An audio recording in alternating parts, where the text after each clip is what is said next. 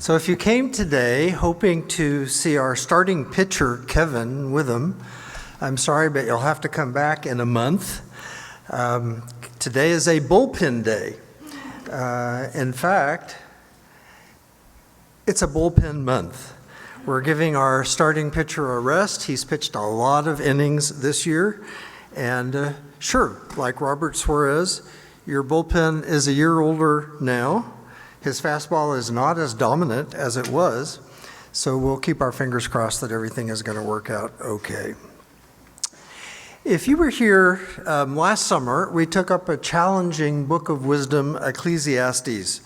And this is one of the 5 books of wisdom literature in the Old Testament. We let Ecclesiastes ask us some tough questions and examine our lives. And in case that wasn't hard enough, we are taking up a book this summer that many say is the most difficult in the Bible. And if you never did summer school, as I did, summer school can be difficult. So we're going to find that experience, I think, this summer. But I think the Old Testament wisdom books are where the great questions of life are asked and sometimes answered. And so we're going to turn there again this summer for a 4-week series from the book of Job. And I don't know if I can barely see this. I hope you can see this. These are 4 questions that we are going to ask from the book of Job. We're going to ask the question, why? Why suffering? We're going to ask the question, how? How do we deal with suffering? In week 3, we're going to ask the question, what? What does Job tell us about our relationship with God? And then in the final week 4, we're going to ask the question, who? What does Job tell us about who God is, and in fact, who we are in relationship to God? And here's the kicker. Having studied Job now for the last few weeks, I don't even think the book is about what people say that it's about. What would you say the book of Job is about? Probably you would say about suffering.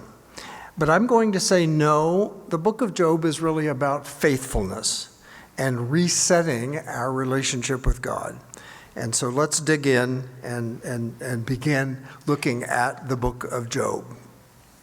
So in the land of Uz, in chapter 1 and 2, there was a man named Job, and the whole story really unfolds in the first 2 chapters of Job. Then we have about 30 chapters of Job's 3 or 4 friends coming to help him process what has gone on in his life in the first 2 chapters. I remember I was chatting with my wife as I prepared these sermons, and I said, what am I going to do with these 30 books where these friends just come and talk and talk and talk endlessly? She said, well, sometimes hard questions require processing. So they're helping Job process what has happened to him in the first 2 chapters. And then God finally speaks in the last 2 or 3 chapters of the book. God comes out of the whirlwind and finally says something to Job about what's going on. And then, of course, we have a conclusion to the story. So today we're going to try to focus on, in kind of an introductory way, it's a little bit hard to break out separate sermons about Job because kind of the whole book stands together. But today we'll sort of take up the question that you saw earlier, why suffering, which I'm going to argue today is really the wrong question to be asking. So as we go over the story, it begins in chapter 1 in the land of Uz, and we don't know where Uz is or really anything about it. There lived a man called Job, chapter 1 tells us. And amazingly, chapter 1 goes on to say he was blameless and upright. He had 7 sons, he had 3 daughters, he had thousands of sheep, camels, oxen, donkeys, servants. He pretty much had it all. He was the Elon Musk or the Jeff Bezos or the Warren Buffett of his day. And again, interestingly, Job chapter 1 says he was the greatest man among all the people of the East. So that's what we know about Job. Then as the story continues, Satan came along with the angels to present themselves before the Lord. And God asks Satan, he says, "Where have you been?" And Satan says, "I've been going to and fro on the earth." And God said, "Well, then have you considered my servant Job? There's nobody like him. He's blameless. He's upright. He fears God. He shuns evil." And Satan responds, "Well, does he do all that for nothing? You've built a hedge around him. You've given him untold riches. No wonder he is faithful to you." And Satan continues, "Now, if you will strike what he has, if you will take away what he has, he will surely curse you." And God says, "Very well then, what is in his hands is now in your power." And so as the story continues, messengers come and start bringing bad messages to Job. The first messengers come and say, "The Sabaeans have attacked, and they've made off with your oxen and your donkeys, and they have killed the servants." And just as Job is trying to take that in, another messenger comes and says, "Fire came down from heaven and devoured all your thousands of sheep." And then as he absorbs that, another messenger comes and says, "The Chaldeans have raided." I mean, how could it get any worse? This is the perfect storm. "The Chaldeans have raided, and they got your camels."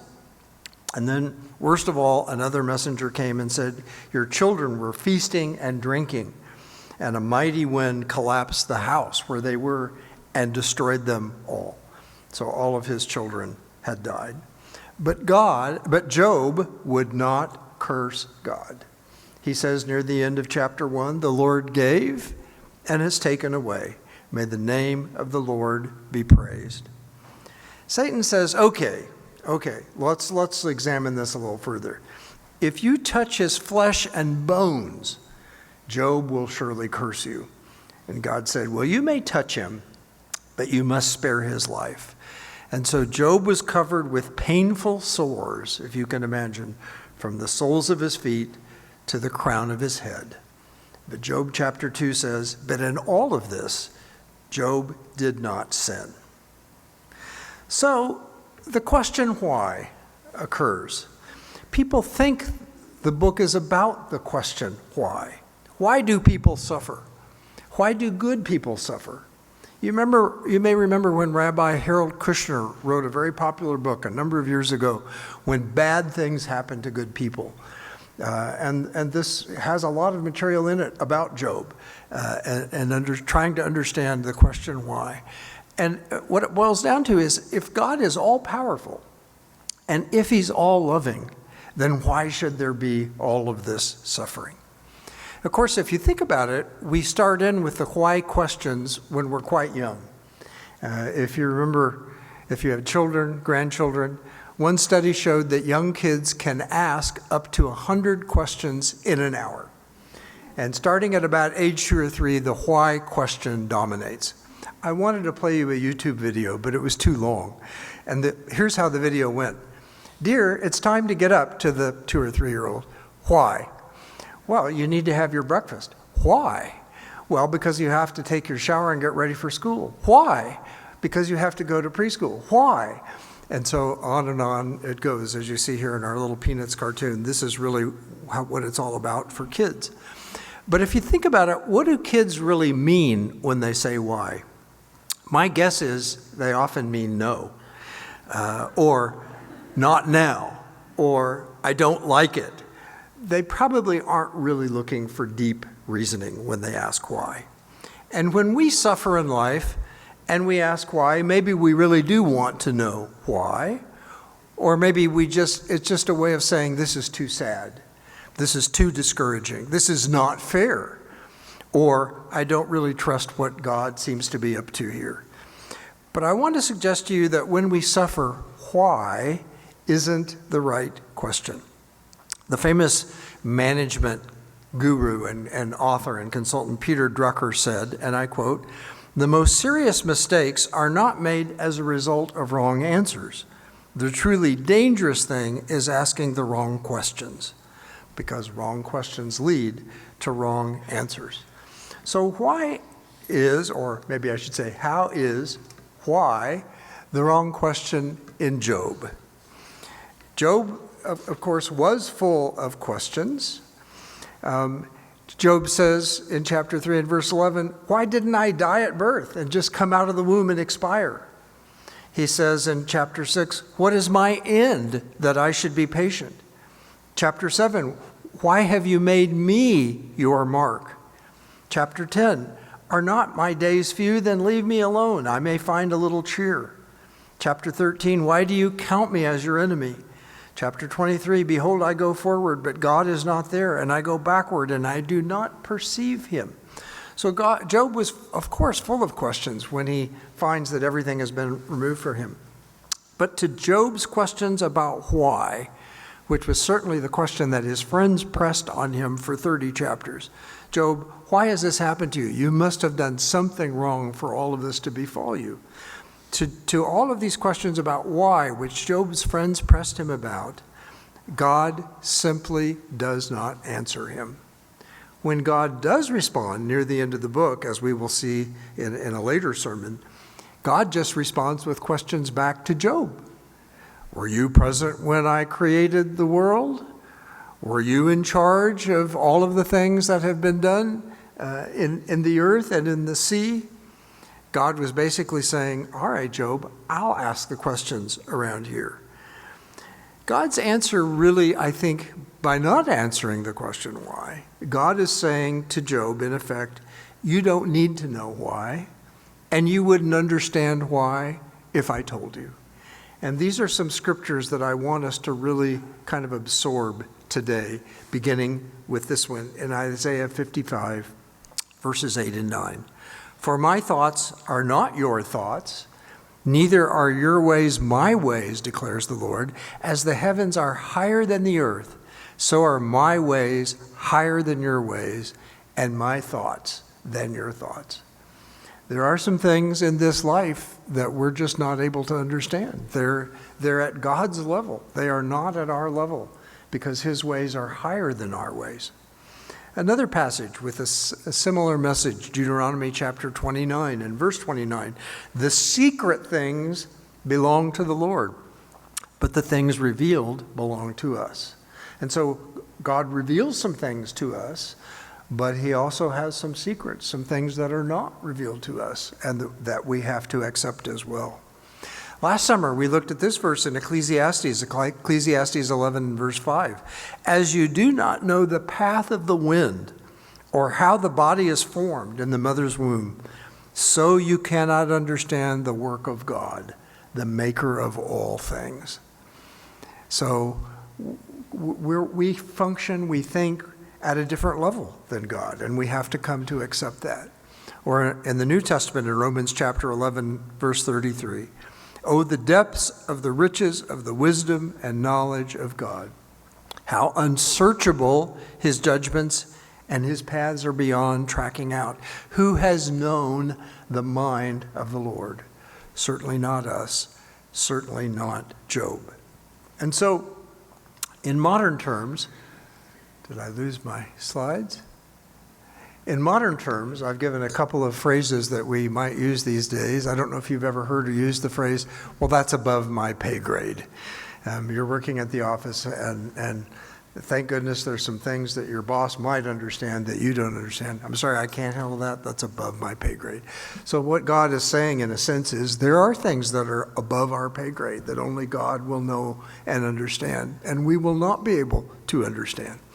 Another is, this is a funny book, Life's Imponderables. It asks questions about the animals and about the beasts and about things that happen in life that we just can't understand.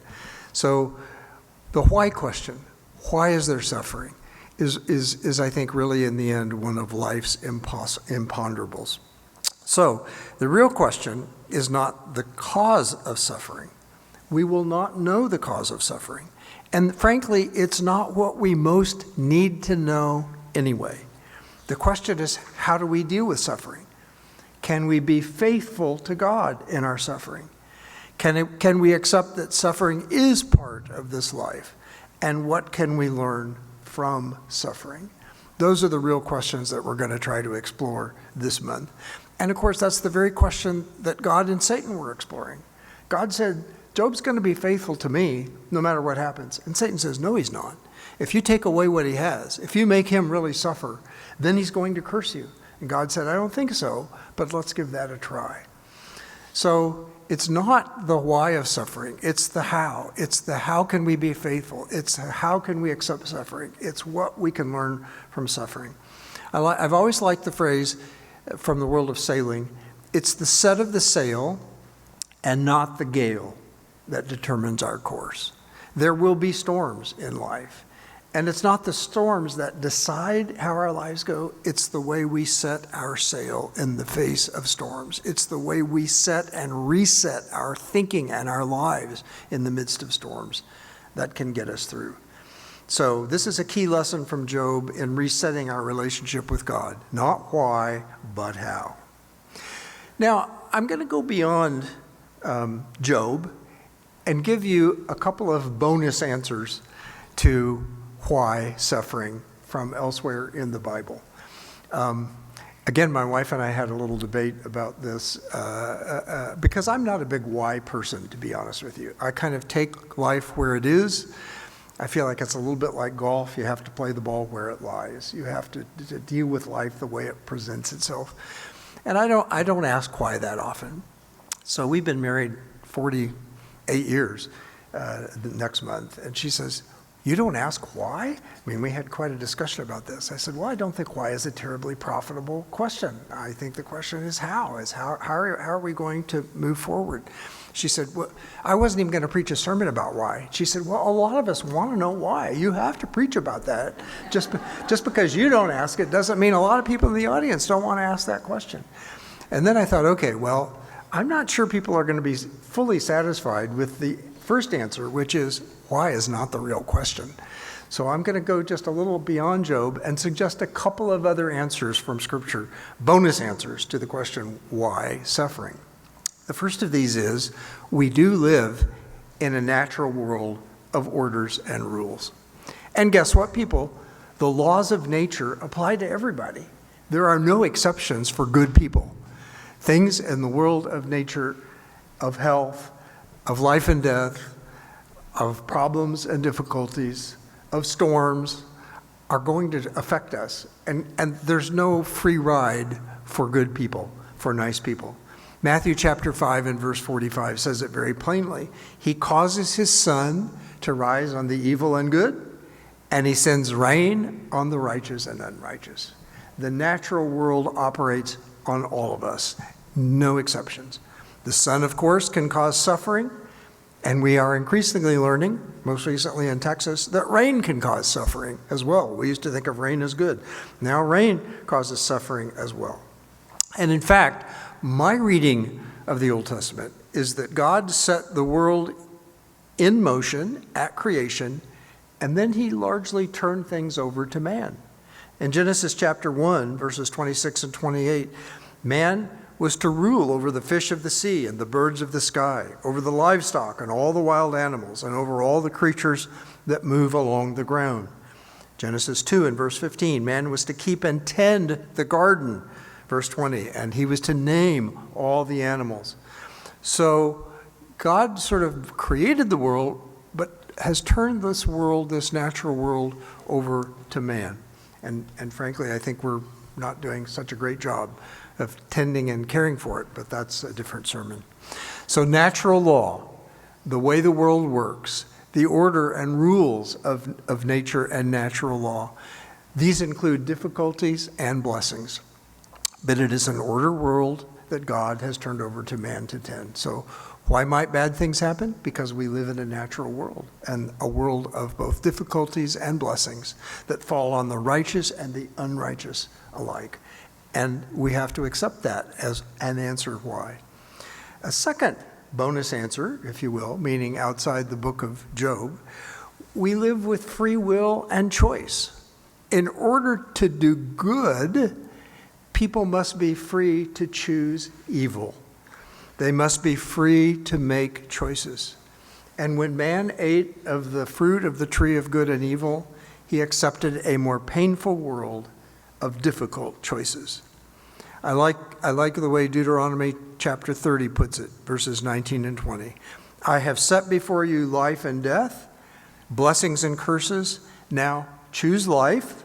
Choose. I should have put that in all caps. Choose life so that you and your children may love the Lord, listen to his voice, and hold fast to him.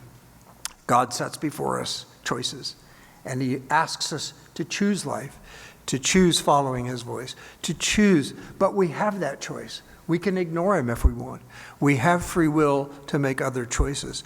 So in my view, God doesn't stage manage every event and action of our lives. If he did, I would get more green lights between the 15 and church. Do you know what I'm saying? I counted this morning. And if God were in control, he would give me more green lights. I'm trying to get to church on time. But I don't know that God stage manages parking places and green and red lights in our lives. So a lot of people say, so why did God allow the Holocaust? One of the most horrible sufferings that we know of in our modern world, the Holocaust. Why would God have allowed that? And I think even there, the right question is, why did men allow Hitler? There were choices about whether Hitler would be in power. There were choices about whether Hitler would be allowed to follow the policies that he followed. So again, I think the real question is not why did God allow the Holocaust? I think the real question is why did men not stop the Holocaust, which I believe was a choice. So we're free to choose with all of its consequences, including suffering. We may choose bad habits that lead to suffering.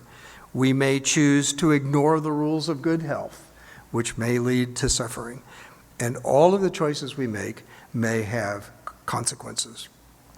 So, in closing this first sermon, the time to prepare for suffering is now. We dread suffering. We try not to think about it, but we know it is inevitable. Loved ones will be lost. A tough diagnosis from the doctor is going to come sometime to us or to those who are close to us. Jobs can be taken from us.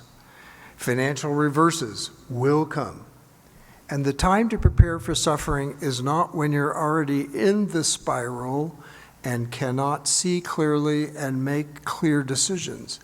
The time to think about how you will respond to suffering is now. And the tough message, I think, from Job is we will not always know why. Sometimes it's because of the natural order of things. Sometimes it's our own free will and bad decisions. But sometimes it comes seemingly, as it did to Job, out of nowhere. And I think we have to come to accept that as one of the mysteries about life and about God that we have to accept. The right question to prepare for suffering is how and not why. How can we handle suffering? How can we grow from suffering? Most of all, how can we, like Job, be faithful in suffering? This, my friends, is the whole point of the book. It's how the book starts. God says, look at Job, Satan. He's faithful and he's upright and he follows me. And Job says, yeah, that's just because you give him good stuff and you build a hedge around him. And God said, I don't think you're right about that, but let's find out. That's what the book is about. Will Job remain faithful to God in the face of the worst suffering we can imagine? And that's the question that I think you and I can and need to decide today, that when the inevitable suffering comes, will we remain faithful to God as Job did? If we just knew why, again, my wife has become my co-author here. I didn't intend to do this. If we just do why, I said, so why do you want to ask why? She said, I think it gives me more sense of control if I could understand why. But then she quickly added, but I know I'm not in control. God is in control. And isn't that a central message of the book of Job? It's not for us to know why. It's for God to know why. And I'm sorry, if that's a sense of control you think you want, you're not going to get it, because that sense of control belongs to God and to God only. And so the real question of the book is, can we praise him? Can we love him? Can we honor him, even in the worst of suffering? If so, then we are in the right place and we are prepared to live through suffering. Next week, I promise, we will turn to the question of how. So you can go home today preparing yourselves for the inevitable suffering, not with the question why, but the question how, and especially, how can we be faithful to God even in the worst of suffering? That's the message of the book of Job.